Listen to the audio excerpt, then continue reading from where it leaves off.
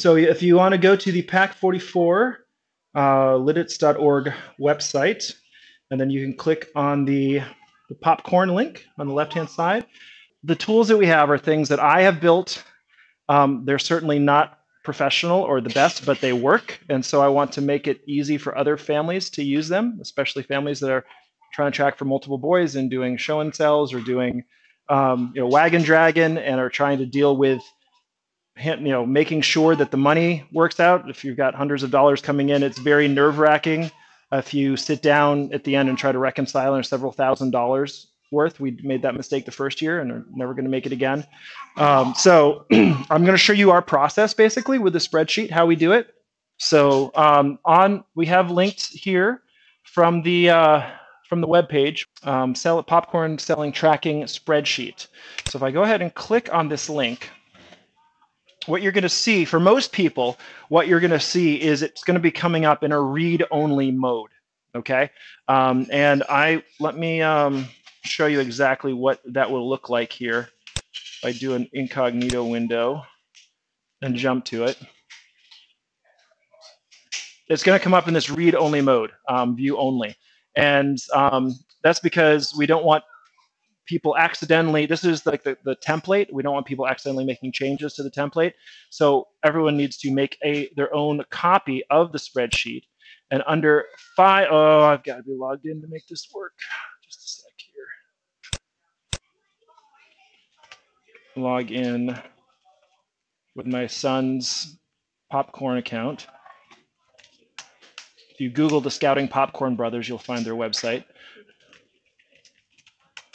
All right, so this is the view of somebody that doesn't own the spreadsheet. So this will be all of you. Doesn't own the spreadsheet, but has a Google account.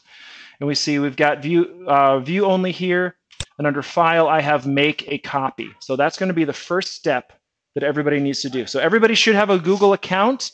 You don't need a Google email, but there's directions in the parent handbook, the PAC parent handbook, about how to link a non-Gmail account with Google. And you need to do that so you can get access to our, the PAC library and the things in it. Let me know if you have any questions on that. So if I do select make a copy, it's going to be making a copy of popcorn tracking spreadsheet. And it's putting it into my son's popcorn folder. So I'm going to go ahead and select OK. And now I've got my own copy. So any changes that I make here are mine.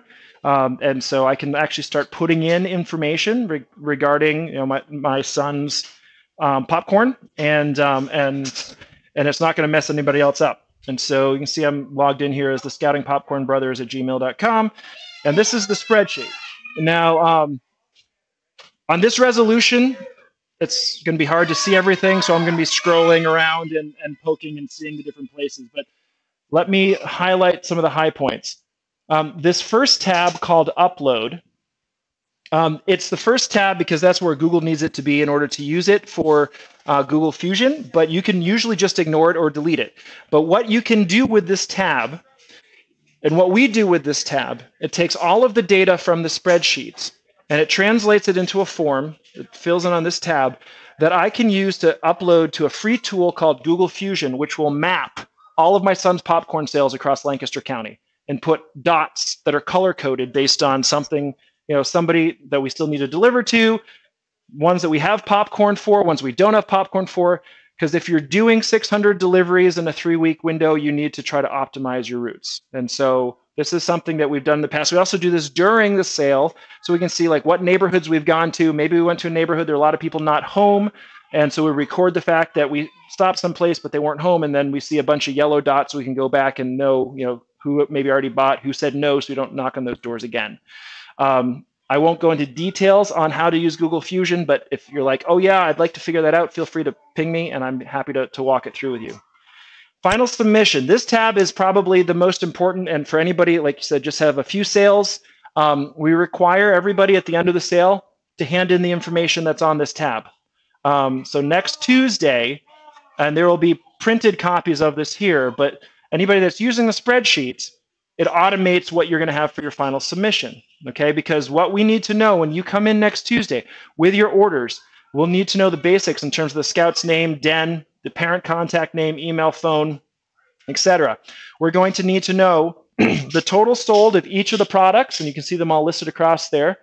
We would want to know if you did Wagon Dragon, which is where you can sign out popcorn in the beginning of September, and so you actually, people can just buy it right from you. You don't have to come back and deliver it later. We need to know how many pieces of product you've already delivered, so we don't order more for that. We had a problem a couple years ago where Boy did Wagon Dragon, turned in the form wrong because we didn't have a standard form, and we accidentally bought an extra, like, 50 units of popcorn that then we were trying to sell as a pack in November and December, and we don't want to ever do that again. And then if there are families that sell a lot and they want to deliver it between the end of the sale and when the rest of the product comes in mid-November, we fill that in here for early delivery. And so the big number here is the still needs to receive. So this is how much popcorn you will get in nuts the middle of November. And again, all of this is automatic if you use, or should be, if you use the spreadsheet. This is what the pack will actually order right now. And then the total sale. And then also the total product sold, your total from online sales, show and sell sales, the total you get for council prizes, any donations that just go straight to the pack, and then the grand total. This is for figuring out the top seller, the second top seller, the third top seller, etc. As people have been turning in money, we've got a record of how much you've already turned in and when it was. And so we fill that in there. Any money that you're going to be turning in next Tuesday, and then the money's still owed because all the money has to be in by the first week in December. So we need to make sure that we're on the same page in terms of what you still think you still owe versus what our records say you still owe. Online military donations, total military donations. This is when they had special patches for doing stuff for militaries. And then below they have a chance to pick their prizes.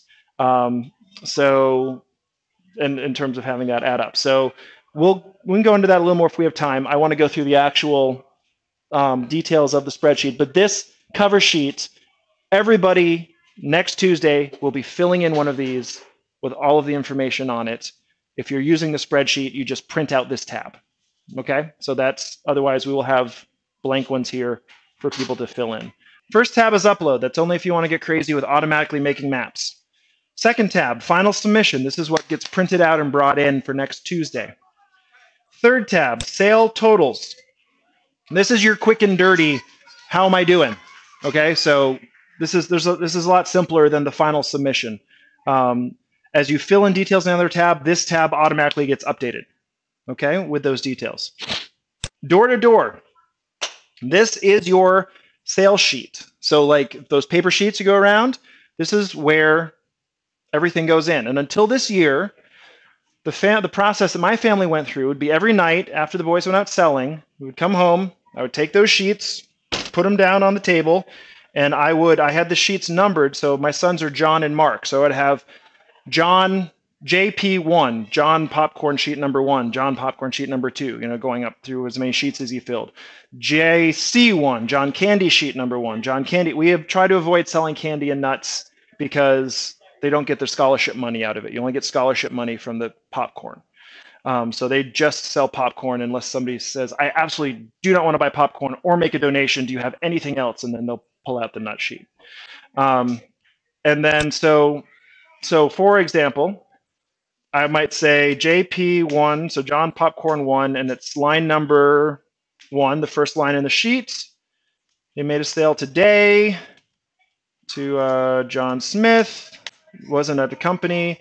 We always require a phone number if somebody can't pay then and there, because tracking down later somebody that you don't have their phone number, we have had times where we've had to knock on their door 8 or 9 times to find out when they're actually home, and that's a really bad thing. Actually, one year is interesting. We didn't have a phone number. We knocked on the door. Actually, it might have been illegible. We went back 6 or 7 times. We finally left a letter on the door and a letter in the mailbox.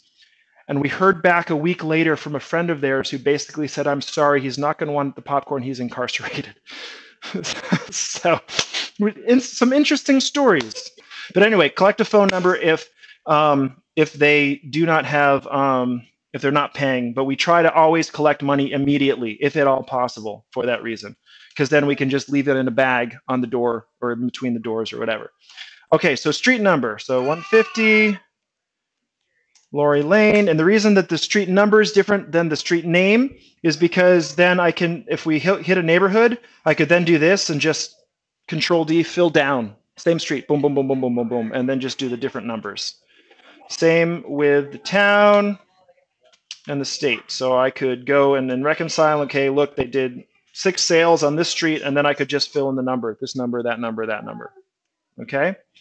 The other reason is then when you're mapping it later, it makes it easier. Or if you need to filter and say, I know I'm going to this neighborhood, show me everything I still need to deliver on this street. Then you can filter the spreadsheet and just see this is what's left.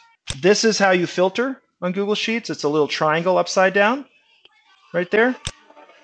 So if I did, you know, Main Street, and I just wanted to see my sales right now that were on Lori Lane, I could clear everything and select Lori Lane, and it would filter out. Yeah, it would filter out Main Street and just show my. And so this is really helpful later on for delivering. So that the other thing we do when we deliver is we'll sometimes just print these out and just write notes on the paper copies and sort by the street. All right, and then so here, a straight pack donation. We've had a few times where people have said, I just want this money to go straight to your pack and nothing else. Most of the time, the boys ask, if you want to make a donation, is it okay if your donation supports my pack, my scholarship account, my scout account, and the military? And most people say yes. And then we'll take that $5 here, $10 there. And in the end, we'll buy the military donations, the $50 or the $30 military donations are online. It's like, they change it every year. This year's like 75 online, 250 online. And then that way, all those donations count towards their prizes and count towards their scholarship. If it's just a straight pack donation, it doesn't count towards either of those because that money goes right to the pack. It doesn't go through the council. It doesn't go through Trails End. All right, and then, so you can put an amount in here. So a custom military donation, like $15. And then let's say they bought a salted caramel corn and a popping corn. So I put 1 and 1. And you can see at the top here, it's starting to total in terms of how many things have been sold, delivered, remaining to be delivered, etc. Now, on the far end, this is really important. So first, everything in pink is automatically calculated. Don't touch those. It'll warn you if you try to touch it. It'll say, do you really want to edit this? I'm going to say, no, I don't want to edit that because those are formulas. There is a paid 1 or 0. And then once it's paid, actually, that shouldn't be pink. That is a mistake. Yeah, so yeah, we do have to edit that. Anyway, every night I would sit down and I would take all the sales on their sheets and I would fill all of this in first thing, okay?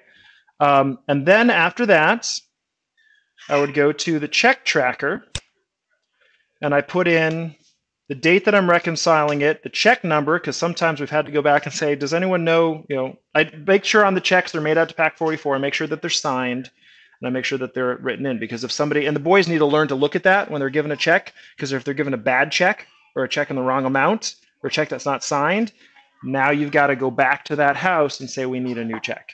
And you try to catch that early. So check an amount, check an amount,